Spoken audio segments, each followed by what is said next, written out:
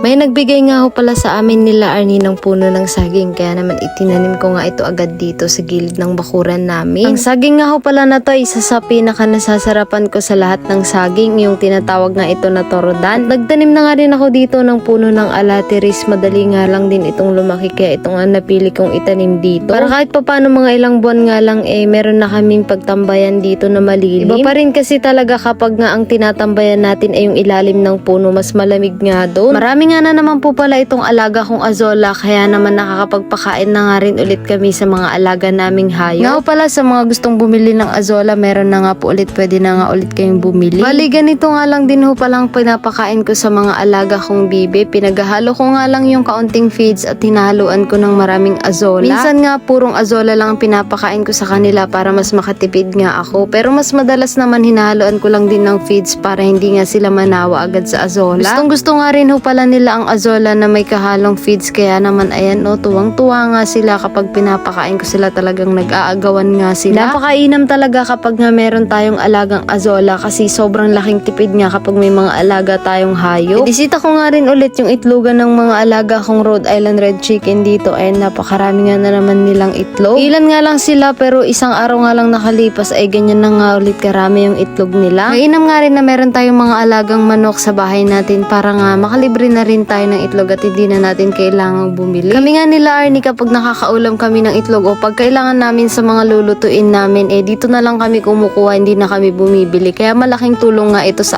amin. Halos magdadalawang taon na nga rin yung mga alaga kong 7 na Rhode Island Red Chicken, pero masipag pa nga rin sila mga itlog hanggang ngayon. Nga pala dahil tag-ulan at may mga paparating na naman na bagyo, kaya sobrang lakas nga na naman ng hangin dito. Kaya nababahala nga ako dito sa mga solar lights namin, baka nga itangay ng malakas na hangin yung mga solar panel nila, kaya sabi ko sa kanya tanggalin nga muna namin. Mas mainam nga yung handa tayo at lagi tayong advance para naman hindi tayo magsisi sa huli. Sayang din naman kasi yung ginastos natin kung hindi nga natin aalisin, baka masira lang. Pinagtulungan na nga lang namin nila Arning alisin ito kasi hindi ko kaya nang mag-isa, baka nga malaglag. Sayang naman, baka nga bumagsak yung solar panel, mabasag pa. Habang nagkakalas nga ako dyan, siya ang umaalalay para hindi malaglag yung solar panel. Inahaponan naman nito ay nagpunta naman kami sa hardware para bumili nga ng mahabang lubid pantali nga sa kubo natin. Plano na nga namin nila Arnie yun na ipatalip at sinadjust nga rin iyon ng mga kapitbahay namin para hindi nga daw itumba ng malakas na hangin kasi wala pang ang footing iyon. Bali, bumili lang ako ng 70 meters na lubid kaya mahaba na nga rin yan at sana ay sumakto nga. Pagbalik nga namin dito sa kubo, agad din namang pumunta dito yung dalawa naming kapitbahay at ayan, pinagtulungan nga nilang itali itong kubo natin. Sa ngayon, tiis nga muna kami nila Arnie sa patali-tali nga lang muna kapag may paparating na bagyo. Pero di bale, wag po kayong mag-alala kasi sa mga susunod na araw baka maipagawa na nga rin namin yung patungan nito. Bali, kakapos pala yung lubid na binili ko, kaya naman ginawan na nga lang nila ng paraan para maitali nga nila dito sa mas malapit. Lahat nga nang naka-stack kong haligi dito na mabibigat ay nilapit nga nila dito sa harap ng kubo at yun nga magsisilbing pabigat sa pagtatalian nitong kubo. At ayan, tapos na nga nilang itali itong kubo natin kaya siguradong safe na nga ito sa malakas na hangin. Sa ngayon, ganyan nga muna itsura ng kubo natin, pero di bale, paglipas ng ilang araw siguradong may patungan na nga ito at hindi na natin kailangan pang itali. At sa wakas, paglipas ng ilang araw na yon ay safe na nga itong kubo natin sa malakas na hangin. Pagkatapos nga nilang itali itong kubo, binigyan nga namin sila ng bigas bilang pasasalamat nga sa kanila. Ano ba yan, hanggang dito na lang po muna ang video ko na to. Maraming salamat po sa panonood at huwag niyo po kalimutan i-share ang video na to dahil pipili po ulit ako na mabibigyan ng blessing.